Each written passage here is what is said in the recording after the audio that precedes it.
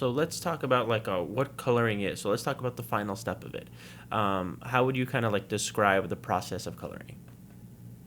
Like, do you like, are you looking at where the light is coming from and like kind of like making adjustments based on that? Like the light is hitting his face here, so I have to make this side less beige or more white, or how? I'm curious because I really don't know the process behind coloring. There's really no formula that you apply then to each panel. Mm-hmm. Every panel deserves its own approach.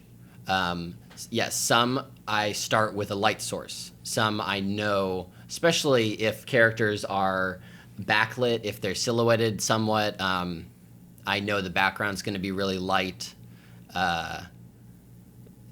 But it doesn't always start with a light source. Sometimes it starts with colors and textures. I just kind of feel it out. It really depends on the moment. And again, I was talking about storytelling. That's really key, is I'm looking for what's important in the scene. My father told me growing up, one of the most important things, I've always retained this, is